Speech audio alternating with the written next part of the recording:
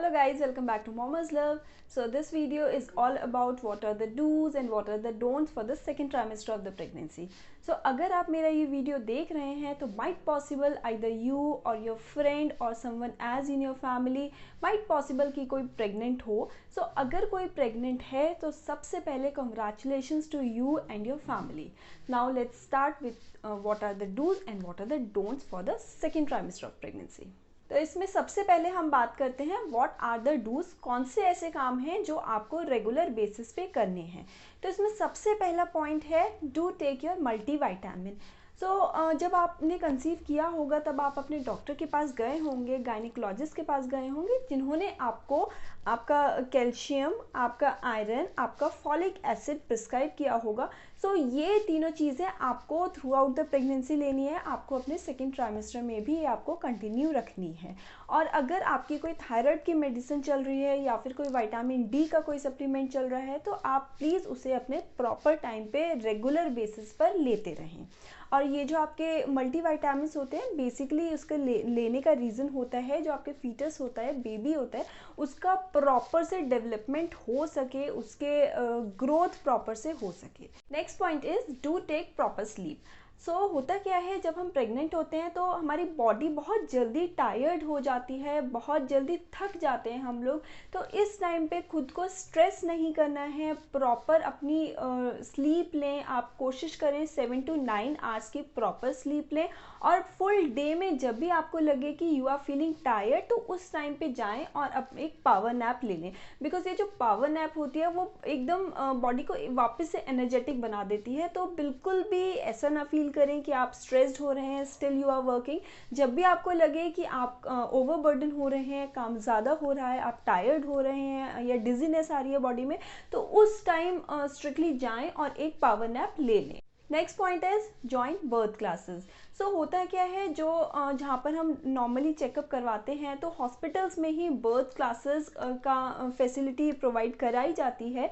तो आप वहाँ पर बर्थ क्लासेस ज्वाइन कर सकते हैं. वहाँ पर आप एक्सरसाइजेस कर सकते हैं, वहाँ पर मेडिटेशन कर सकते हैं या फिर आप और भी योगा क्लास ज्वाइन कर सकते हैं. सो आपको क्या करना है, आपको अपने आप को एक प्रॉपर एक्सरसाइज में रखना है, प्रॉपर वर्कआउट में रखना है. बिकॉज ये वर्कआउट जो होता है वो बहुत हेल्पफुल होता है मेंटल स्ट्रेस दूर करने के लिए, फिजिकल स्ट्रेस दूर करने के लिए.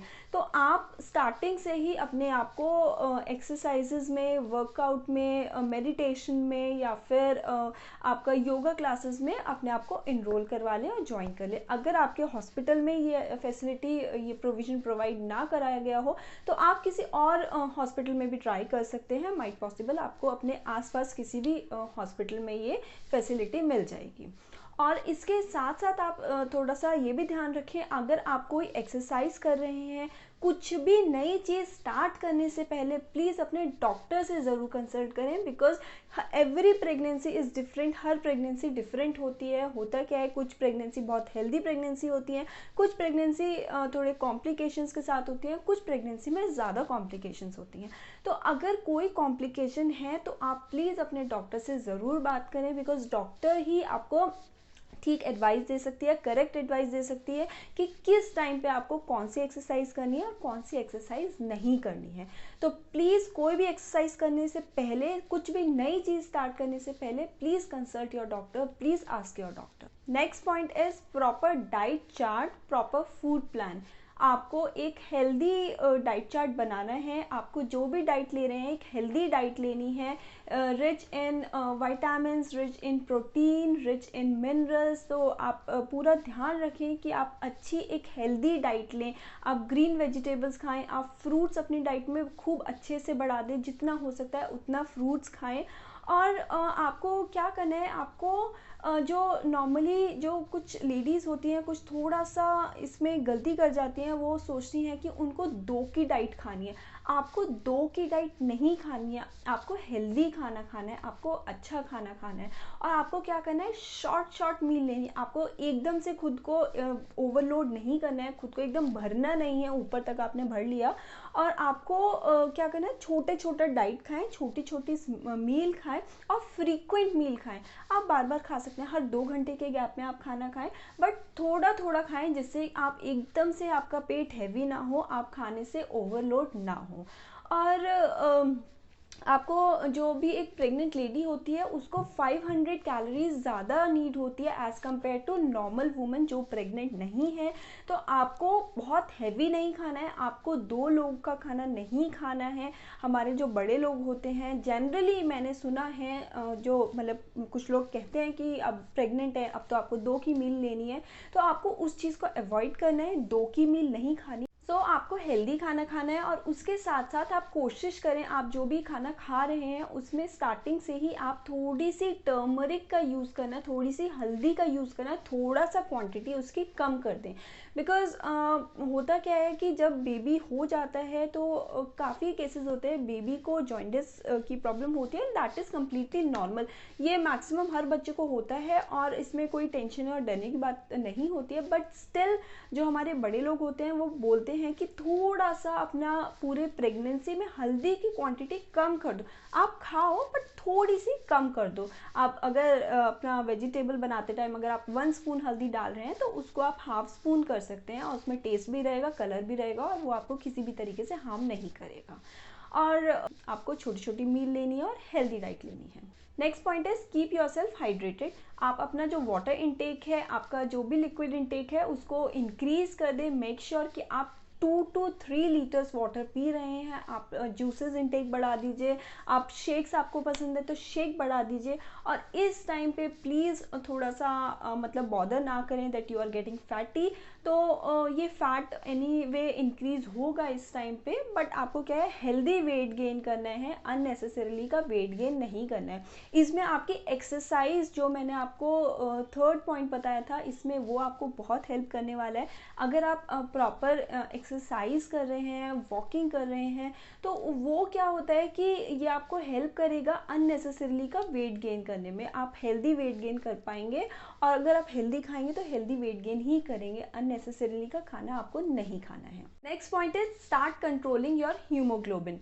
होता क्या है जब ये आपकी डिलीवरी हो जाती है तो डिलीवरी होने के बाद बहुत ज़्यादा ब्लड लॉस होता है। इनफैक्ट डिलीवरी के टाइम पे बहुत ज़्यादा ब्लड लॉस होता है जिसकी वजह से माइट पॉसिबल आगे चल के कुछ हीमोग्लोबिन आपका लेस हो सकता है।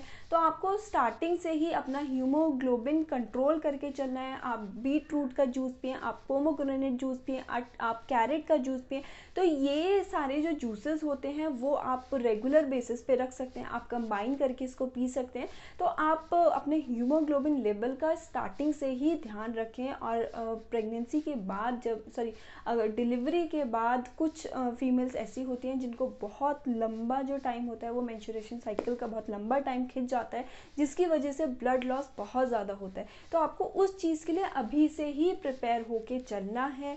तो आपको अपना ब्लड लेवल बहुत अच्छे से रखना है, हीमोग्लोबिन बहुत अच्छी क्वांटिटी में रखना है। नेक्स्ट पॉइंट है start taking pictures of your belly. होता क्या है जब 3 महीने हो जाते हैं, फर्स्ट ट्राइमेस्टर हो जाता है, उसके बाद बेली धीरे धीरे बढ़ती चलती है। और आप क्या है कि ये जो मूवमेंट्स हैं उसको अगर आप एक पिक्चर के फॉर्म में अपने पास रखेंगे तो वो आगे मेमोराइज करने में बहुत आपको हेल्प करेगा। और वो पूरा जो एक ये टाइम होता है पूरा प्रेगनेंसी का, ये बाद में हम बहुत ज़्यादा इसको मिस करते हैं। तो आप पूरा अपना बेली की आज 3rd मंथ में इतनी है, 4th मंथ में इतनी है, 5th में इतनी है, तो उसका पिक्चर आप लेना स्टार्ट कर सकते हैं अभी से ही। नेक्स्ट पॉइंट है स्टार्ट लिसनिंग सूदिंग म्यूजिक। अभी आपका 2nd ट्राइमेस्टर स्टार्ट हो गया है और 2nd ट्राइमेस्टर में बेसिकली 5th मंथ में 18th वीक ऑफ प्रेगनेंसी में बेबी की जो हियरिंग पावर होती है वो स्टार्ट हो जाती है, वो डेवलप होनी स्टार्ट हो जाती है। तो बच्चा क्या है हमें सुनने लगता है, तो आप अच्छा सूदिंग म्यूज़िक सुन सकते हैं। आप अपने बेबी से धीरे धीरे बात करनी स्टार्ट कर सकते हैं। बेबी को हाय बोलिए, हेलो बोलिए, या फिर अपनी कोई भी फीलिंग्स हैं बेबी से शेयर करिए। आपका हैप्पी मूड बेबी से शेयर करिए। अगर आपका ऑलरेडी कोई बेबी है तो आप उसको बोलिए अपने बेबी से इंटरेक्ट करने के लिए। बेबी बम से जब वो बात करेगा तो उसको क्या इस बेबीज़ के बीच में बॉन्डिंग बढ़ेगी, आपकी बॉन्डिंग बढ़ेगी आपके होने वाले चाइल्ड के साथ, होने वाले बेबी के साथ। तो आप स्टार्ट कर दें अभी से ही बेबी से बात करना, इंटरेक्ट करना, जिससे कि आपकी बेबी की बॉन्डिंग बहुत अच्छी हो जाए। अभी से ही बेबी आपको सुनने लगे, आपको रिकॉग्नाइज करने लगे। नेक्स्ट पॉइंट है start sleeping on your left side. So होता क्या है, अभी ये बेली इंक्रीज़ होने लगती है तो वेट बढ़ता है बॉडी का, जिसकी वजह से अगर आप अपने बैक पे सोएंगे तो उससे क्या है, बैक पेन आ सकता है। और अगर आप अपने लेफ़्ट साइड सोते हैं, लेफ़्ट डायरेक्शन में सोते हैं, तो उससे क्या होता है कि जो आपका फीटस है, आपका ब्लड सर्कुलेशन उसमें बहुत ज़्यादा होने लगता है और बहुत अच्छा बेबी का ग्रोथ होता है, बहुत अच्छा बेबी का डेवलपमेंट होता है। तो मेक श्योर कि आप अपना लेफ़्ट साइड में सो रहे हों, और इससे बेबी का ग्रोथ अच्छा होगा, बेबी का डेवलपमेंट अच्छा होगा। नेक्स्ट पॉइंट है आप अपना पॉस्चर करेक्ट कर लें। आपको स्ट्रेट बैठना है, बिकॉज ये जो पॉस्चर होता है ये बॉडी में बहुत ज़्यादा पेन ला भी सकता है और बहुत ज़्यादा पेन को इम्प्रूव भी कर सकता है। सो करेक्ट पॉस्चर आपके काफ़ी सारे पेन को रिड्यूस करेगा। अगर आप अभी से अपना एक करेक्ट पॉस्चर लेके चलते हैं तो आपको बैक पेन और ये सारे पेन आने के चांसेस बहुत कम रहेंगे, जो कि प्रेगनेंसी में आ जाते हैं। तो आप स्टार्टिंग से ही अपने पॉस्चर को करेक्ट करके चलें, जिससे आगे आपको कोई प्रॉब्लम फेस ना करनी पड़े। सो नेक्स्ट पॉइंट है स्टार्ट नरिशिंग योर बेली। होता क्या है, जैसे जैसे प्रेगनेंसी का टाइम बढ़ता चला जाता है वैसी वैसी आपका टमी का साइज़ बढ़ता चला जाता है और हमारी स्किन एक्सपेंड होनी स्टार्ट हो जाती है, हमारी टमी की स्किन एक्सपेंड होनी स्टार्ट हो जाती है, जिसकी वजह से स्ट्रेच मार्क्स पड़ते हैं, जो कि कम्प्लीटली नॉर्मल है। बट अगर आप स्टार्टिंग से ही अपनी टमी को नरिश करके चलेंगे, अपनी पूरी बेली को नरिश करके चलेंगे, तो स्ट्रेच मार्क्स के चांसेस थोड़े से कम हो जाते हैं। स्ट्रेच मार्क्स पड़ते हैं बट क्या है, उनकी क्वांटिटी कम हो जाती है। तो आप क्या करें, आप कोकोनट ऑयल ले सकते हैं या फिर आप शेयर बटर ले सकते हैं, आप कुछ भी आप अपनी क्रीम आप अपने डॉक्टर से प्रिस्क्राइब करवा सकते हैं। तो जो आपको अच्छा लगे आप उसको यूज़ कर सकते हैं और अपना प्रॉपर से टमी को नरिश करें, प्रॉपर से उसको मॉइस्चराइज करें। और आप अगर कोकोनट ऑयल यूज़ कर सकते हैं तो दैट इज़ मतलब which is like extremely best. अब हम लोग बात करते हैं व्हाट आर द डोंट्स। आपको कौन से ऐसे काम हैं जो आपको बिल्कुल भी नहीं करने हैं, जिनको आपको स्ट्रिक्टली नो कहना है अपने प्रेगनेंसी के टाइम पर। तो उसमें सबसे पहला पॉइंट है, आपको स्मोक नहीं करना, आपको अल्कोहल नहीं लेना। बिकॉज ये जो स्मोक होती है और ये जो अल्कोहल होता है वो क्या है, बेबी के डेवलपमेंट में इशू क्रिएट कर सकते हैं और आप माइट पॉसिबल कि बच्चे को आगे प्रॉब्लम आ सकती है। बच्चे का जो बर्थ वेट होता है वो माइट पॉसिबल कि कम हो सकता है और काफ़ी सारे जो है आगे प्रॉब्लम्स आ सकती हैं बच्चे को। तो आपको क्या करना है, आपको स्मोकिंग बिल्कुल नहीं करनी है, आपको अल्कोहल बिल्कुल भी नहीं लेना है। Next point is do not eat raw meat. आपको कोई भी चीज़ अंडर कुक्ड नहीं खानी है। आप जो भी चीज़ खा रहे हैं उसको प्रॉपर से कुक कर लें, अच्छे से उसको पहले वॉश करना है। आपको कोई भी अनवॉश्ड चीज़ नहीं खानी है। आप जो भी चीज़ लेकर आ रहे हैं मार्केट से, प्रॉपर उसको वॉश करें, उसके बाद प्रॉपर उसे कुक करें।